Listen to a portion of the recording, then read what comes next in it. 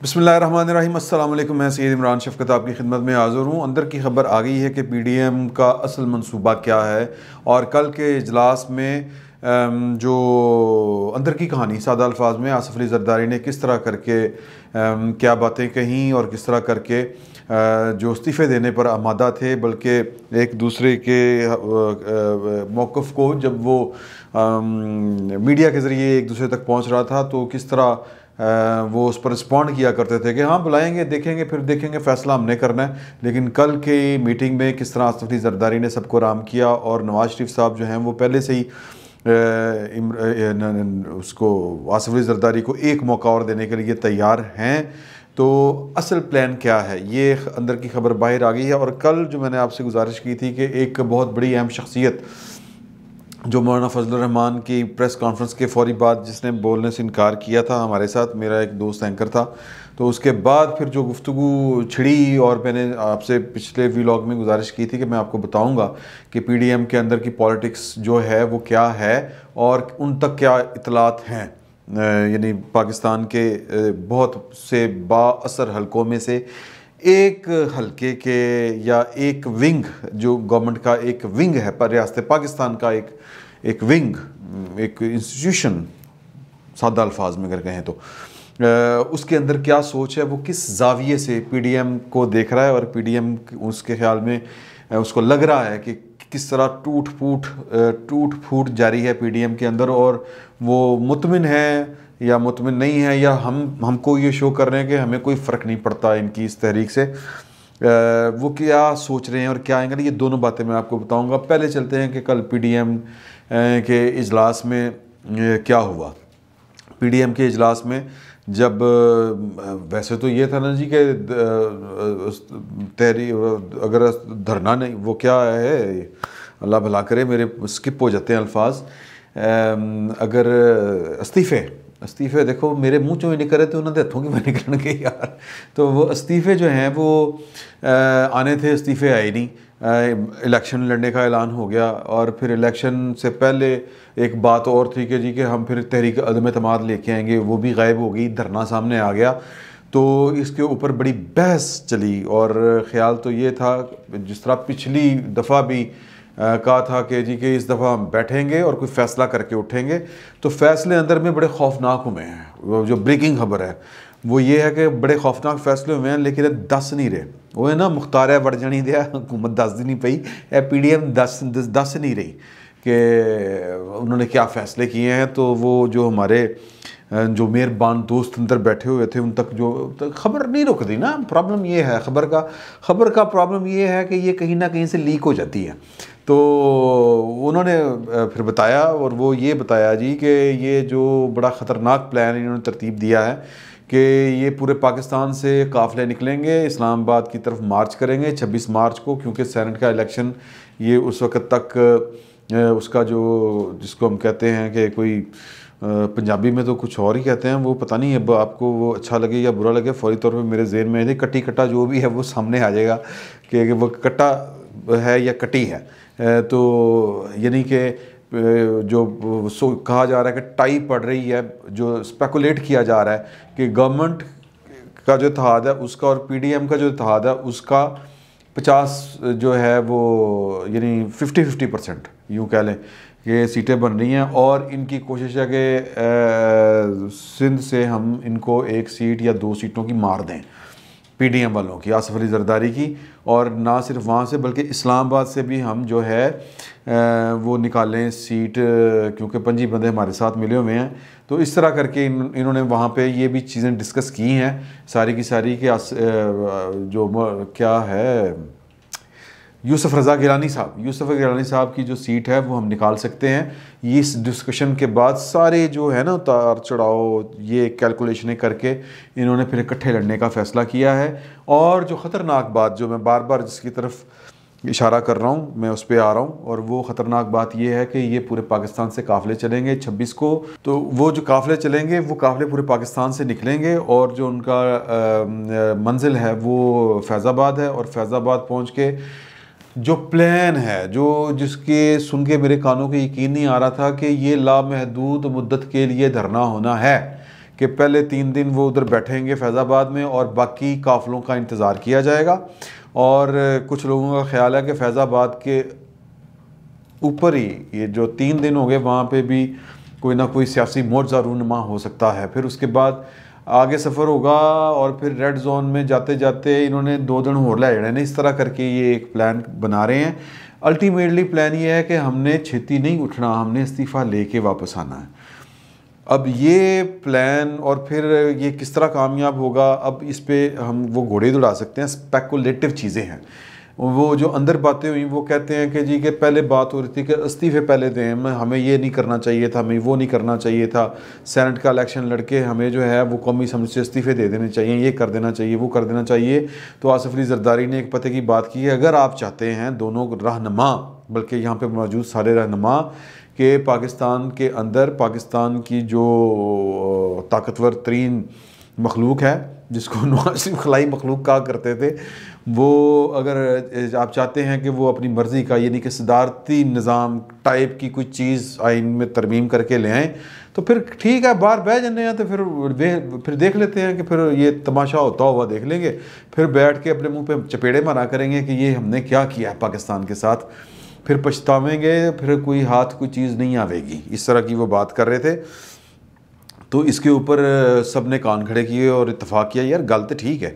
तो उन्होंने कहा कि सिस्टम को तब्दील अगर करना है तो फिर सिस्टम के अंदर बैठना पड़ेगा आपको, या सिस्टम की तब्दीली अगर आप रोकना चाहते हैं कि कोई अपनी मर्ज़ी दे डेंट डुंट पा के ना चल बैठ जाए तो फिर भी आपको अंदर बैठना पड़ेगा। और तरीका ये है कि जी कि आप जो माफ़ी चाहता हूँ, ये मैं वो भूल गया था इसको साइलेंट करना, ये मेरा है एक याददाश्त, बुढ़ापा आ रहा है ना, तो इसको छोड़ें। तो पॉइंट की तरफ आते हैं। तो वो कह रहे हैं कि जी कि इसका तरीका फिर यही है, मैं अगर कोई चीज़ आगे पीछे नहीं कर गया फ़ोन की वजह से, अगर सीक्वेंस मेरा ख़राब नहीं हो गया, तो उनका कहना था आसिफ अली जरदारी साहब का, जिसके ऊपर इन्होंने कान धरे। इन्होंने कहा कि बिल्कुल ठीक है, सेनेट का इलेक्शन जब हम अपना मतलूबा हदफ पूरा कर लेंगे, जो हमें उनको लग रहा है कि हम कर लेंगे, क्योंकि 25 से 26 बंदे जो हैं वो PTI के हमारे साथ मिले हुए हैं, तो जो ही हम अक्सरियत में जाएंगे सेनेट के अंदर तो इमरान खान का कॉन्फिडेंस वैसे शैटर हो जाएगा। और दूसरी बात ये कि वो जो 26 बंदे हैं जब फिर हमारा धरना देखेंगे कि यार इतना स्ट्रांग धरना और इतने कमिटेड लोग और आके बैठ गए हैं, हिलने का नाम नहीं ले रहे, तो फिर उनको एक हौसला होगा कि यार कि अगर हम पे डिफेक्शन क्लास लगती भी है, हम खुल के सामने आ जाते हैं कि खान साहब हमने आपको वोट नहीं देना और आपकी पार्लिमानी पार्टी के इजलास में भी नहीं बैठ रहे, हम वो जो 172 की गिनती है उसमें जाके अपने आप को शुमार करवाने लगे हैं, तो या फिर कोई इत्तेहादी टूट के उधर आ जाएगा तो उस पर तो खैर डिफेक्शन क्लास भी नहीं लगनी।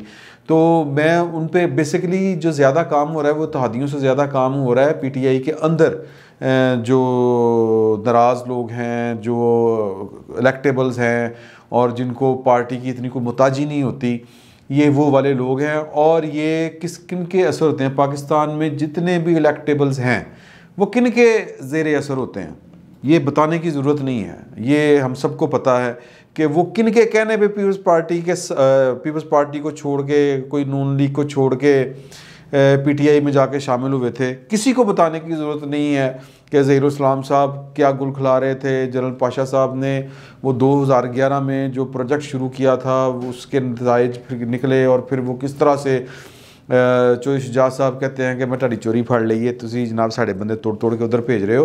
तो जाहिर है कि ये जो इलेक्टेबल्स हैं पाकिस्तान के अंदर, इनकी सियासत का बाबा आदम वखरा है। इन्होंने लाइन सेट करनी होती है। पाकिस्तान के 1-2 ताकत के मराकज़ हैं, बेसिकली तो एक ही है, उसके नीचे 1-2 और हैं, उत्थे जनाब इन्होंने सलूट मार के रखना होता है माई बाप आर्डर। तो ये माई बाप का जो आर्डर होता है ये उसके मुताबिक चल रहे होते हैं, दरमियान में अपना भी कोई रास्ता निकाल रहे होते हैं। ये अब 100% तो कहना गलत है कि जी क्योंकि रोबोटिक होते हैं, रोबोटिक माइंड सेट ज़रूर होता है एक मशीनी अंदाज में। मिसाल के तौर पे चौधरीयों के पास अगर कोई वालदार भी आ जाएगा ना कि भाई साहब ने कहा कि चौधरी साहब तुसी जड़ा ना अज गुलबर्ग वाली साइड ते मुँह नहीं करना, तो बल्कि तुम गुजरात चले जाओ, तो वो वाकई गुजरात चले जाएंगे उठ के। तो ये एक माइंड सेट और एक प्रैक्टिस है पाकिस्तान के अंदर।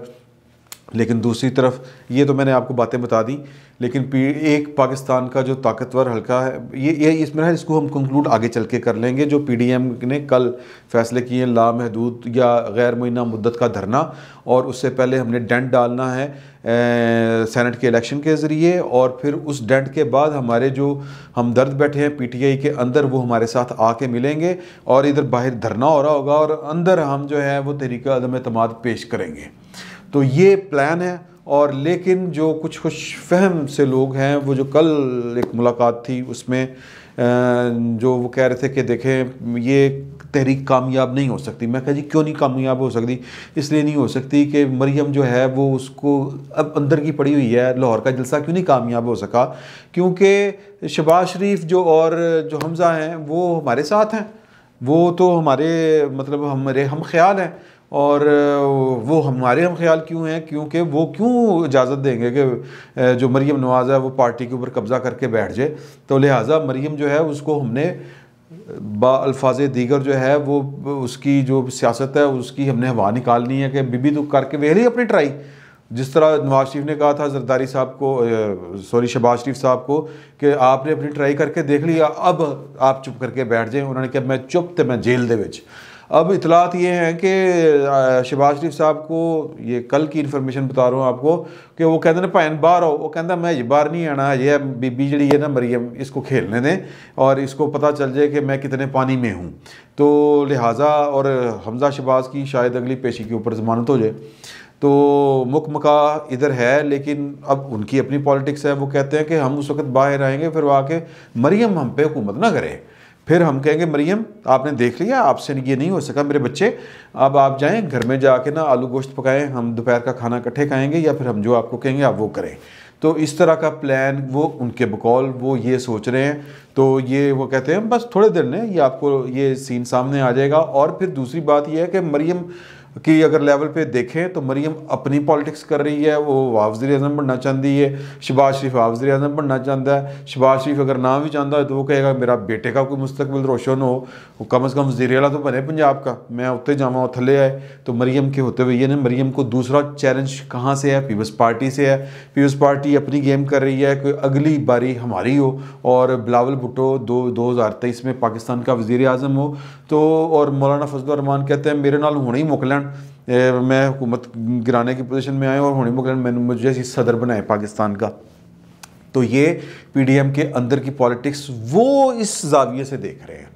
पाकिस्तान के ताकतवर हलकों में से एक हल्का ये देख रहा है, मैं ओवरऑल बात नहीं कर रहा, एक हल्का उसका ये ख्याल है और उसको यूँ लग रहा है। लेकिन जो अंदर की बात है कि पीडीएम ने क्या प्लान किया है वो मैंने आपको बता दिया है। तो पीछे रह गए महीना डेढ़, यानी 26 आपके सामने, आज 5 है।